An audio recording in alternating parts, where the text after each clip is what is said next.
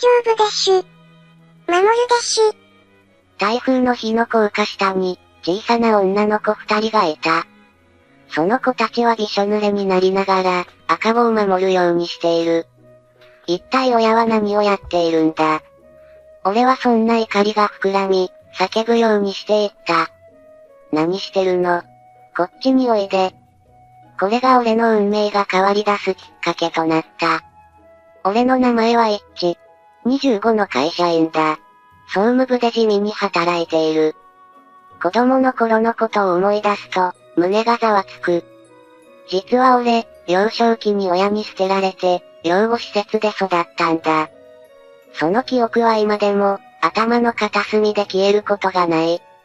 捨てられるという言葉を耳にすると、妙な怒りが湧いてくる。会社では普通に振る舞っているつもりだけど、ふと不安になる。どうせ俺なんて、と自分を卑下してしまう瞬間があるんだ。けれど、食っていかなきゃいけない。だから働くしかない。仕事が終わって時計を見ると、夜8時近い。ロビーに向かいながら、外を見上げた。台風が近づいていて、空模様がどんよりしている。窓ガラスを叩く雨粒が、じわじわと強まっているようだ。すると先輩の桐生あかりさんがこちらに気づいた。あれ、まだ帰ってないの？さっさと帰んなさいよ。あかりさんは29歳。口調がきつく見えるけど、面倒見がいい人だ。台風来てるから早めに帰宅しときなさい。あと雑用は終わった？先輩はサバサバしていて、俺は毎度タジタジだ。あ、はい。多分、終わったと思います。多分じゃないっての。今度ちゃんと確認するように。そう言われると何も返せない。俺は頭をかくしかない。まあいいわ。書類の件は後で私がチェックするから。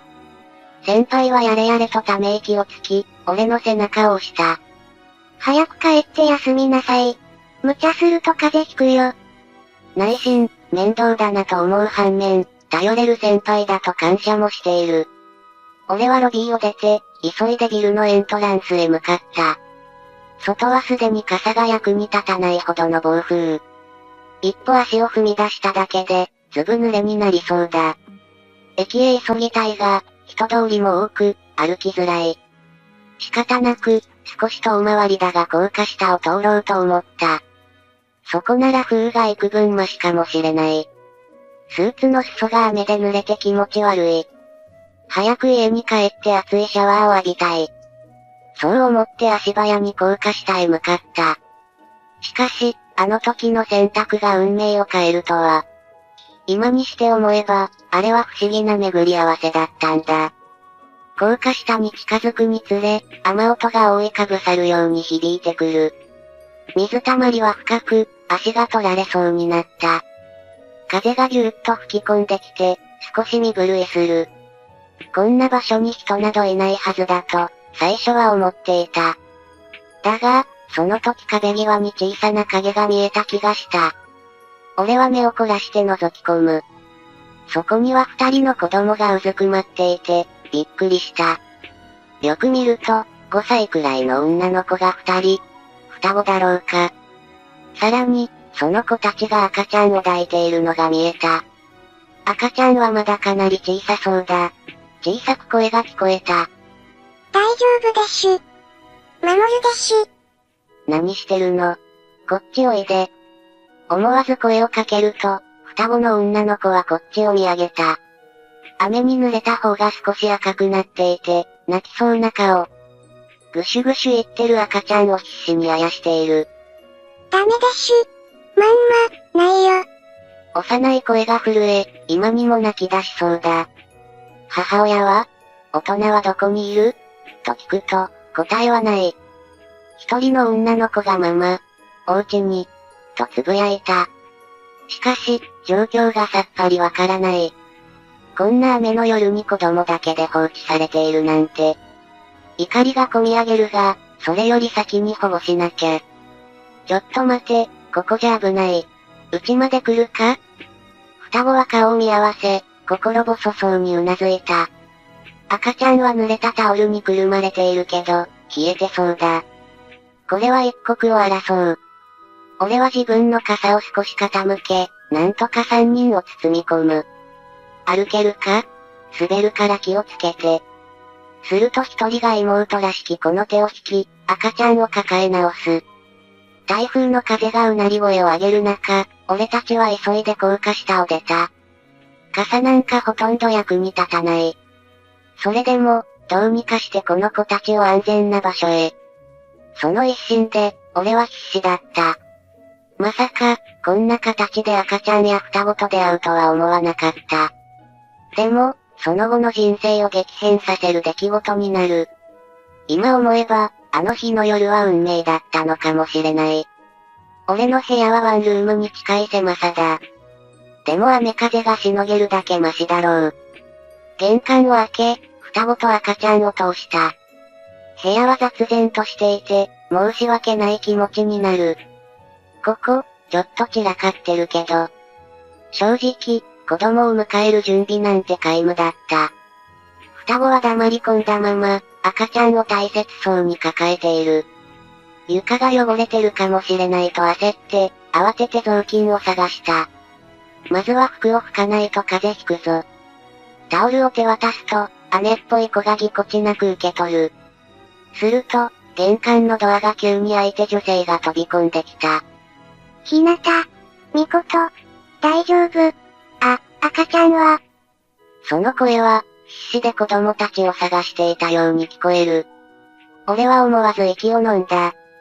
双子はママ、と駆け寄る。ママ、赤ちゃん、守ったよとしがみついている。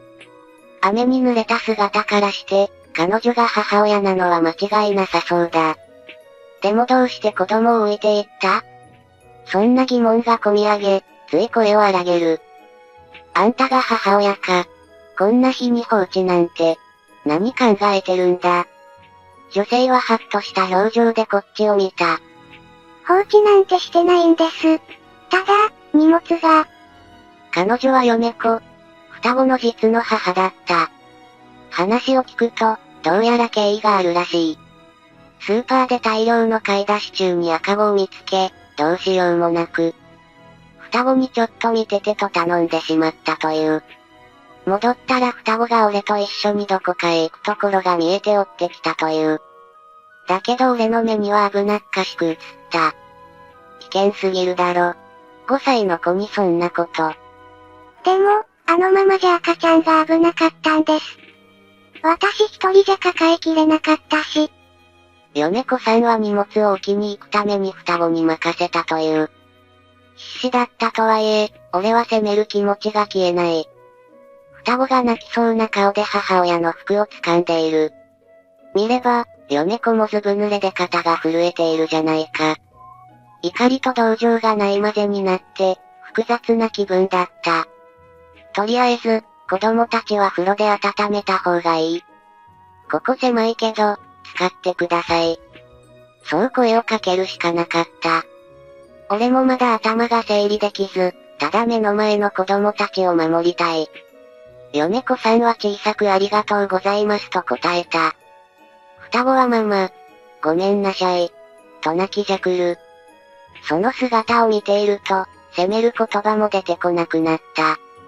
今はとにかく、この子たちを休ませなきゃ。俺は気持ちを切り替え、部屋にある風呂場を指し示す。嫁子さんは双子を連れてそちらへ消えていった。その間、赤ちゃんをどうするか。俺は抱き上げようとして、戸惑った。生まれてこの方、赤子を抱っこしたことなんて一度もない。けれど、泣かせたまま放っておけない。背中を支え、恐る恐る腕に収めてみた。小さい、軽い、けど、あったかい。泣き声は結構力強くて、胸が締め付けられる。お腹が空いているのかもしれない。ミルクとかあげなきゃダメだよな。何をどうすればいいのか、全然わからない。俺はスマホで、赤ちゃんあやし方、を検索しようとする。でも緊急事態すぎて、焦りばかり募る。その時風呂場のドアが開いて、嫁子さんがバスタオル姿で顔を出した。ミルクやおむつが必要ですよね。すみません、コンビニかどこかで買ってきます。彼女も混乱しているようだ。俺はとっさに、なら俺が行きますと答えた。ここは俺の住まいだから、必要な場所を教えるのも俺しかいない。米子さんが双子の世話を続け、俺が赤ちゃん用品を揃える。とりあえずそう段取りを決めた。まだ怒りは完全には消えていないけど、なんだか嵐のような夜に巻き込まれた気分だ。赤ちゃんにちらりと目をやると、必死に小さな手を握っている。俺はすぐ戻るからなとつぶやき、玄関を出た。夜が明けた。台風はまだ居座っているが、雨風は幾分マシになった。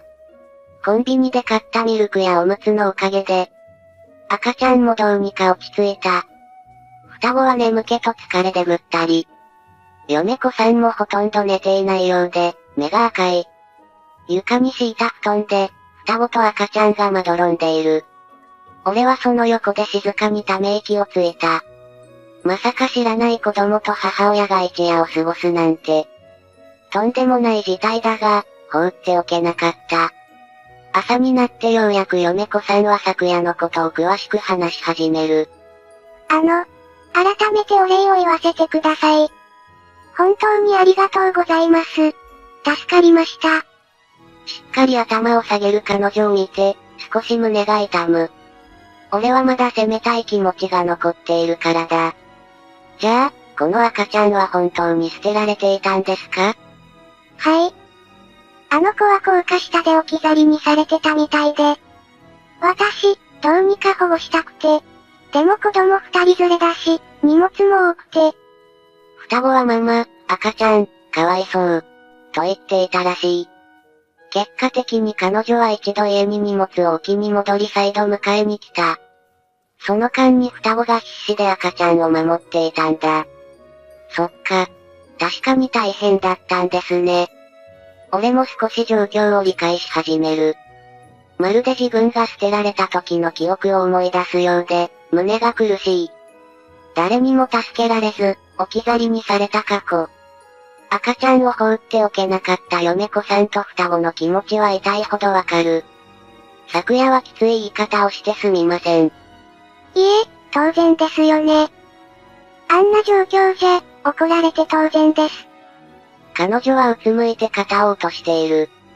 双子の頑張りも知らずに怒鳴った自分が恥ずかしくなった。朝食もままならない状況だったので、俺は簡単な卵スープを作った。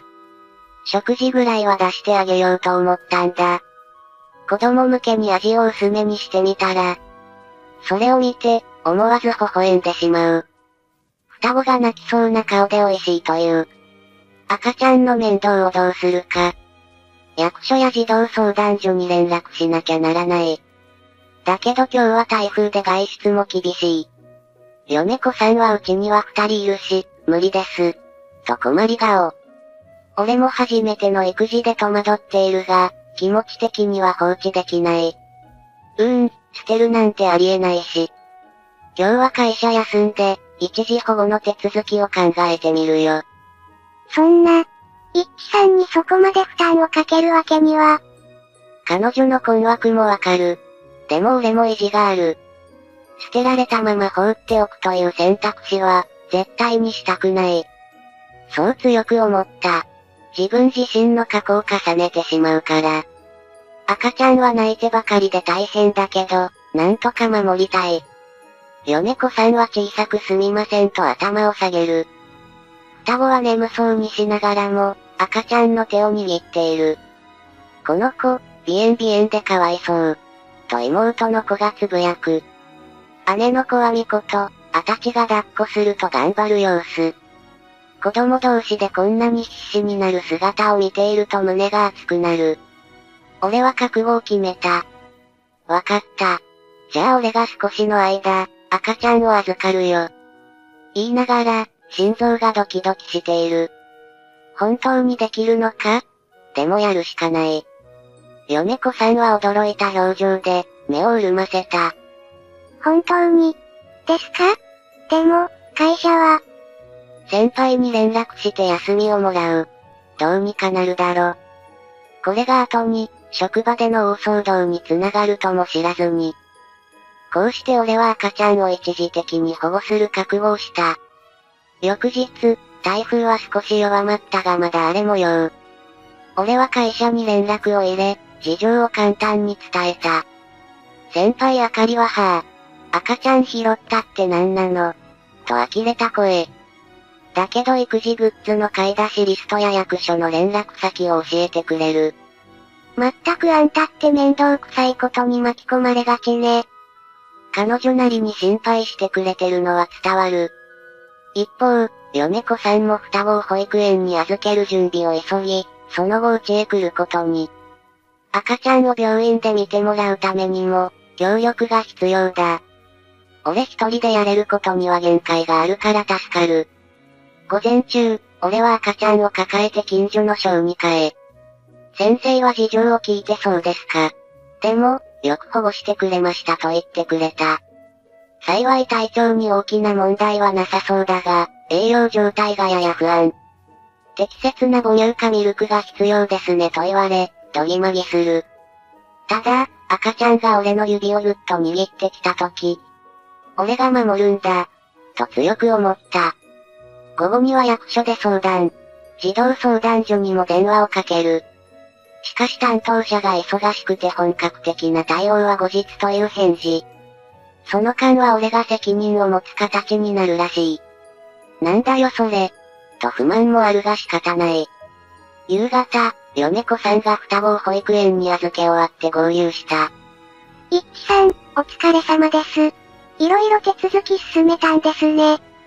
彼女の表情も疲れが滲んでいる。ああ、とりあえず来週まで俺が面倒見ることになりそうだ。すみません、私も精一杯手伝いますから。そう言って彼女は、赤ちゃんのおむつ替えを素早くこなす。慣れてる手つきに少し感心してしまった。俺だとまだ時間がかかる。こうやった方が赤ちゃんが怖がらないですよとアドバイスもくれる。双子の育児を通して、母親としての経験は豊富なのだろう。だけど、一人で子供3人は無理がある。米子さんは私が預かりたいけど、生活も苦しいし、と悩んでいた。離婚してシングルマザーになり、実家も頼れない。それでも子供たちには精一杯愛情を注ぎたいみたいだ。そんな彼女の様子を見ていると、俺ももっと力になりたいと思う。この赤ちゃんのためにも、協力し合った方がいい。じゃあさ、しばらくは俺の家で赤ちゃんを世話しよう。育児のコツを教えてくれると助かります。はい、もちろんです。ミルクの作り方とか、何でも聞いてください。こうして俺と米子さんの奇妙な育児タッグが始まった。双子の姉ひなたと妹みことも、また赤ちゃんに会いたい、と盛り上がる。それが微笑ましくて、俺はなぜか心が温かくなった。だが、この頃はまだ気づいていなかった。近所や周囲の視線が徐々に厳しくなることを。赤ちゃんを男が抱えている。怪しいんじゃないか。そんな誤解が生まれるなんて、考えもしなかった。あれから数日、俺と米子こと大沢米子さんは、赤ちゃんの世話を手分けして続けていた。双子のひなたとみことは毎日保育園へ通い、帰りに家へ寄って、赤ちゃんと触れ合う。狭い部屋だけど、子供の笑い声が増えた。それが妙に心地よくて、俺も不思議な気分。だが、そんな平和は長く続かなかった。ある日、赤ちゃんを連れて近所を散歩していた。抱っこ紐を使わないと腕がパンパンになる。でも、赤ちゃんが外気に当たるのも大事。米子はスーパーへ買い出し中なので不在だ。双子も保育園で頑張っている時間帯。俺は午後の休暇を取り、育児に集中していた。その時、近所の奥さんらしき人が声をかけてきた。あら、お子さん。見ない顔ね。お父さんなの？俺は一瞬、答えに詰まる。まさか里親手続き中で、なんて詳しく言えない。一時的に預かってる子です。奥さんは怪訝そうに首をかしげた。それって、どういうこと？まさか誘拐じゃないでしょうね。冗談か本気かわからない口ぶりだが。俺は内心ドキリとしてしまう。そんなわけないでしょ。ちゃんとわけがあって。曖昧に言葉を濁したら、向こうも不審そうな顔。赤ちゃんが泣き出して、慌ててあやす。でもその女性はじろじろ見てきて、嫌な予感がした。まあ、と含みのある声を残し、去っていった。翌日から近所の視線が妙に冷たい気がする。すれ違う人がこそこそ話をしているようだ。あの人、あの赤ちゃんの父親なの？おかしいわよね、母親の姿がないし。聞こえてくる囁きに心が乱れる。気にしないようにするが、どこか落ち着かない。そしてある朝、インターホンが鳴った。出ると、児童相談所の職員を名乗る女性が立っている。すみません、近隣から通報がありまして。子供の安全を確認したくて伺いました。俺は青ざめた。通報？一体何のことだ？職員は穏やかながらも厳しい目つきで話す。誘拐ではないかと聞いていますが、経緯を教えてください。頭が真っ白になる。誘拐なんて、そんなことするはずがない。だが、他人から見たら不自然に映るかもしれない。単身男が赤ちゃんを抱えて暮らしているって状況。しかも母親らしき女性は同居していない。説明しようとするが、焦ってうまく口が回らない。これは、本当は高架下で捨てられてて、俺が一時的に預かってるだけで、誘拐じゃ。事情を話しても、職員は首をひねる様子。それでしたら警察や児童相談所へ最初に連絡をするはずでは？言われてみると、順番がおかしいと捉えられるかも。実際、手続きが遅れていた事実はある。もちろん連絡はしました。でも担当が捕まらなくて。必死に弁明していると、突然職員の背後から声がした。ちょっと待ってください。一致さんは誘拐なんかしてません。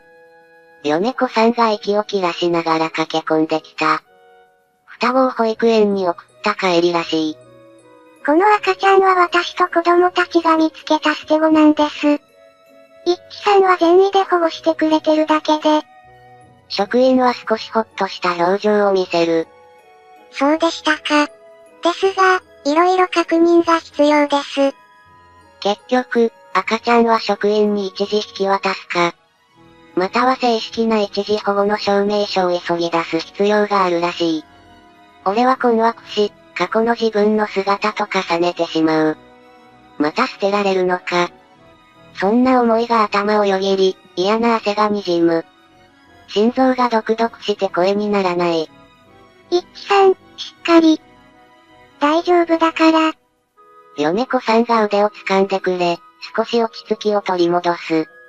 俺はなんとか意識を保ち、職員の言葉に耳を澄ませた。後ほど、事情を改めて聞かせてください。ただ、通報があった以上、しっかり手続きしないと。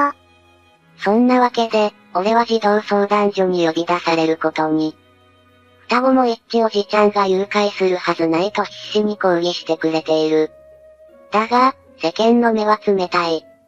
一体どうすれば疑いを晴らせるのか。俺は暗い気持ちに沈んだ。児童相談所への呼び出しは翌日の午後に決まった。その話を聞いた先輩の桐生あかりも驚いていた。マジで疑われてるの？誘拐なんかする玉じゃないでしょ。先輩らしい言い回しだけど、その心配は嬉しい。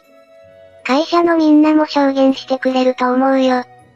あんたが真面目に働いてるのは知ってるし。そう言って、あかりは同僚に事情を説明して協力を依頼。うちの社員がそんな犯罪行為をするはずない。と上司や人事も同調してくれるらしい。それを聞いて少し肩の力が抜けた。一方、米子こと米子さんは、スーパーの防犯カメラを調べてみますと走り回る。あの赤ちゃんを見つけた瞬間が録画されている可能性がある。さらにレシートの日付や時間で行動を証明できるかもしれない。私があの夜、双子と一緒に買い物してた証拠になれば。彼女は疲れた顔で何度も頭を下げながら、店長に協力を頼んでくれた。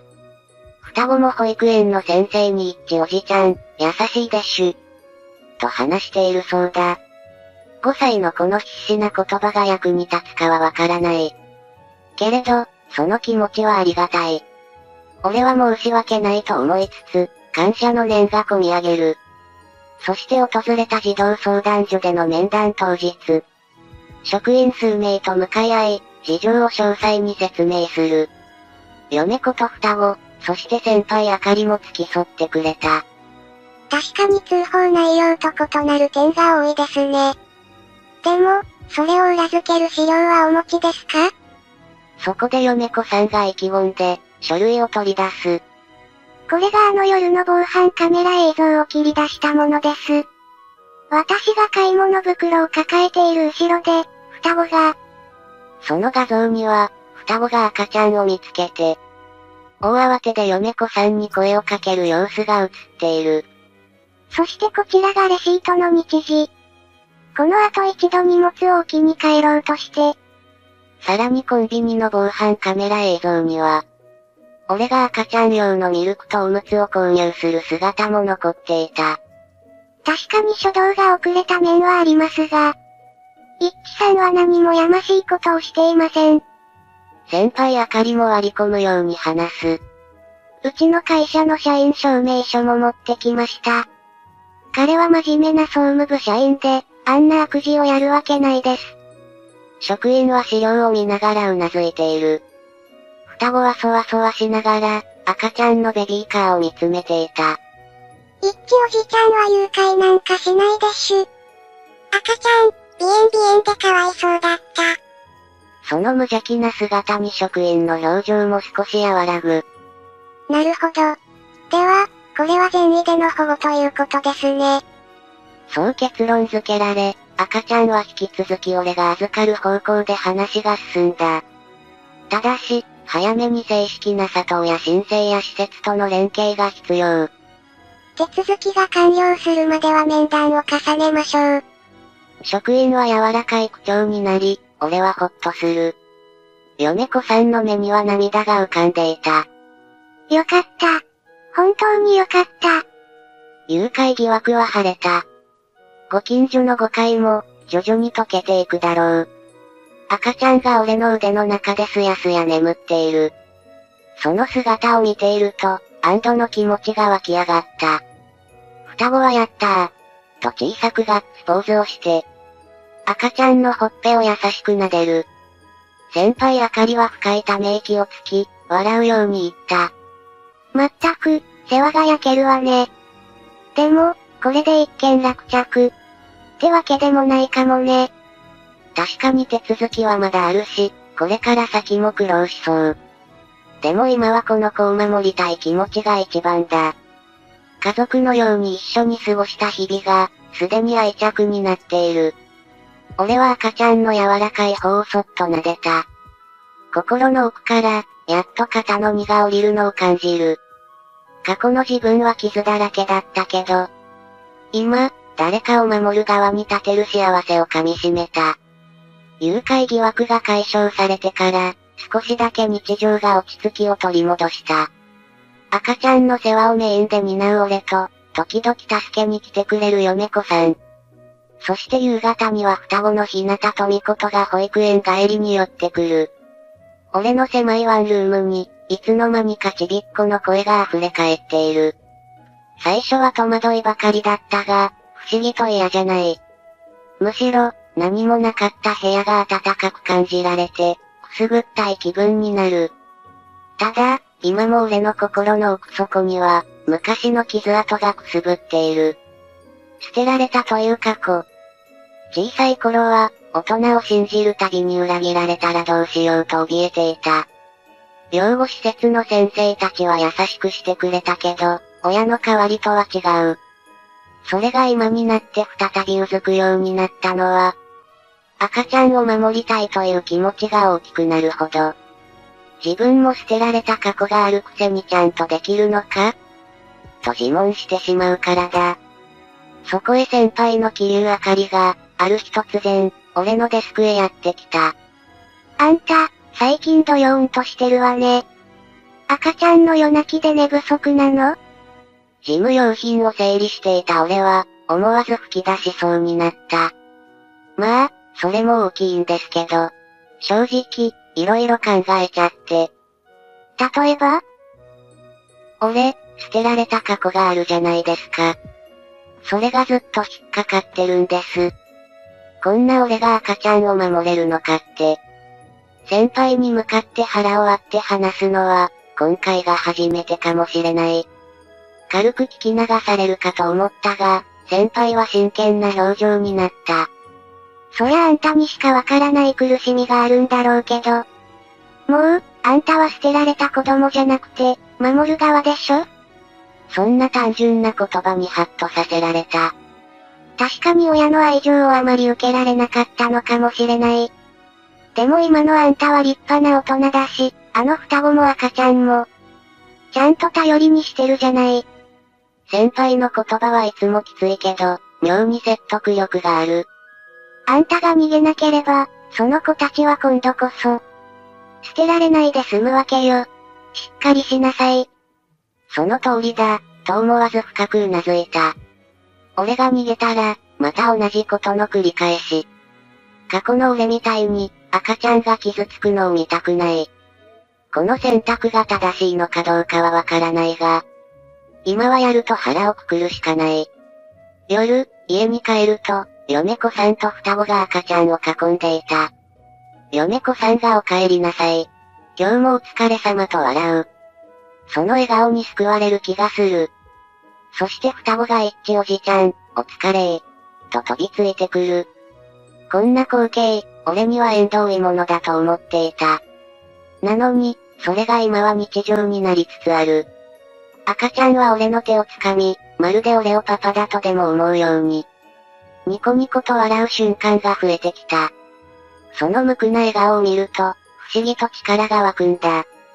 夕食は嫁子さんが簡単な炊き込みご飯を作ってくれていた。ふわっと出汁の香りが鼻をくすぐる。双子は美味しい。と大喜びで頬張る。嫁子さんは炊飯器を開けつつ、恥ずかしそうに言った。すみません、勝手に台所使っちゃって。でも、一輝さん毎日帰りが遅くて大変だろうから。全然いいですよ。逆にありがたいです。俺は包丁の使い方が少し雑だから助かります。そう言うと、嫁子さんはほっとした笑顔になった。だが、そんな彼女を見ていると、胸がチクリと痛む。俺から見れば、嫁子さんは一人で双子を守り、さらにこの赤ちゃんのことも気にかけている。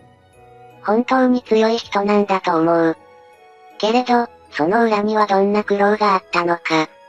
離婚した経緯や、シングルマザーの孤独なんかが垣間見えてくる。俺は炊き込みご飯を頬張りながら、彼女にそっと尋ねた。嫁子さん。もしよかったら、もう少しあなたのことを教えてほしい。彼女は少し驚いたような顔をしてから、うつむく。私、若い頃に何も考えず結婚して、双子が生まれた後、元夫が浮気して出て行っちゃったんです。取り残されて、どうしていいかわからなくて。双子はまだ幼かったし、離婚後は経済的に苦しかったらしい。実家はもう遠くに引っ越してしまって、母も働いてるし、頼れる親戚もいなくて、でも、双子が笑ってくれるのが救いで。その言葉に、双子の日向富子とはママ、と寄り添っている。まだ5歳なのに、母親を心配する姿が痛々しい。嫁子さんは両手で子供たちの頭をそっと撫でる。あなたたちがいてくれたから、ママは頑張れたんだよ。本当に、ありがとうね。双子は嬉しそうにくすぐったそうな顔。俺はその光景を見て、ジーンときた。こんなけなげな親子関係があるなんて知らなかった。同時に、嫁子さんがなぜ捨てられた赤ちゃんを放っておけなかったのか。改めて納得した。自分も苦労したからこそ、困っている存在に手を伸ばす人なのだ。食事を終えて、双子は赤ちゃんとおもちゃで遊び始めた。俺は嫁子さんに少し小声で言う。本当にすごいですね、嫁子さんは。俺なんか一人でパニックになるのに、双子をしっかり育てて。全然、すごくないんですよ。失敗ばかりで、みんなに迷惑かけてばかり。でも、二人に笑ってほしいから必死なんです。その言葉に、俺は胸が締め付けられる。必死に頑張るって、どんなに辛くても投げ出さない強さだ。俺は放っておけない気持ちが募るばかりだった。ついに本気で惚れた？先輩はにやりと笑う。そういうつもりじゃ。正直でよろしい。でも覚悟が必要よ。あんた一人の人生じゃなくなるんだからね。わかってます。俺ももう捨てられた子として生きるんじゃなくて、誰かを守る大人になりたいんです。なら、しっかり気持ちを伝えたら？ただ、中途半端に告白したらダメよ。子供たちの人生もかかってるんだから。先輩の言葉は重い。でも、その通りだ。俺は決心した。嫁子さんをしっかりと幸せにできるよう。思いを伝えよう。自分の過去の痛みも含めて正直にぶつけよう。それが俺にとって、すべてを乗り越える第一歩になるんだと思う。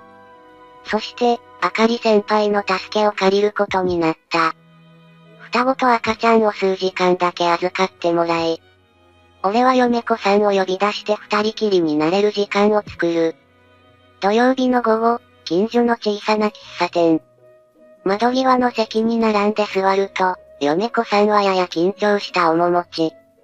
急に呼び出すなんて、どうしたんですか？ひなたたちは大丈夫かな？大丈夫ですよ。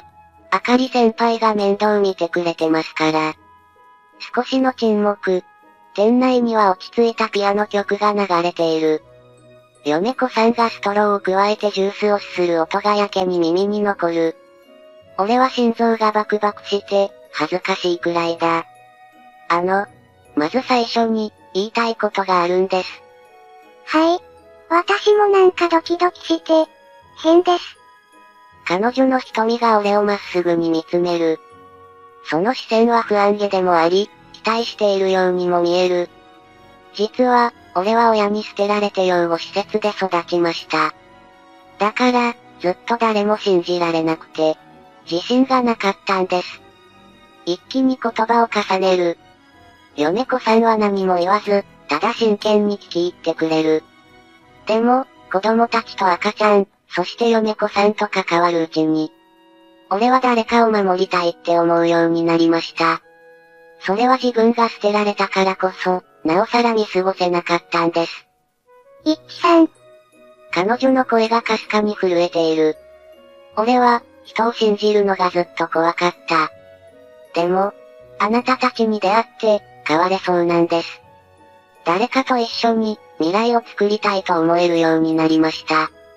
頭の中がクラクラするほど緊張しているが、決意だけはしっかりと固めてきた。わかります。私も、離婚してからというもの、もう二度と人を信じたくないって思う日が続いていたんです。でも、一輝さんがあの夜、赤ちゃんや双子を放っておかずに、必死で守ろうとしてくれた姿を見て、また誰かを信じてみたいと思えたんです。彼女もまた、涙が今にも溢れそう。俺は彼女の手が震えているのを見て、そっと手を重ねた。嫁子さん。本当にありがとう。あなたがいてくれるから、俺は変われそうです。互いに思いを確かめ合うように見つめ合う。ここで一気に言うんだ、と胸を高鳴らせながら覚悟を決める。俺、あなたと双子、そして赤ちゃんを、この先もずっと守りたい。だから、俺と結婚してください。家族になって、一緒に生きていきたいんです。その言葉を口にした瞬間、俺の心臓は爆発しそうだった。恥ずかしさと期待が入り混じり、冷や汗が背中を伝う。米子さんは目を丸くして、一瞬息を飲む。結婚。彼女はハンカチで目元を押さえながら、何度も瞬きを繰り返す。私、こんなに幸せな言葉を聞けるなんて、思ってなかった。双子がいるし、離婚歴もあるし、正直自信なかったんです。それでも、一致さんが受け止めてくれるなら、言葉にならない涙が頬を伝う。俺はそっと手を握り、静かに続きの答えを待つ。はい。私でよければ、ぜひ。一致さんと一緒に、子供たちと幸せを作りたいです。その返事を聞いた途端、喉の奥に込み上げるものがあった。泣きそうなくらい嬉しい。米子さんも潤んだ瞳で微笑んでいる。俺はふっと力を抜き、安堵と喜びで頬が熱くなるのを感じた。ありがとうございます。これからも俺、不器用だし失敗だらけかもしれないけど、一生懸命、守らせてください。こちらこそ、よろしくお願いします。双子も赤ちゃんも、きっと喜びますね。二人きりの世界に浸っていたその時。店員がさりげなく水を継ぎ足しにやってきて、俺たちはちょっと気恥ずかしくなる。でも、そんな些細なことさえ幸せに感じた。家族になろうという言葉が、こんなにも温かいものだなんて。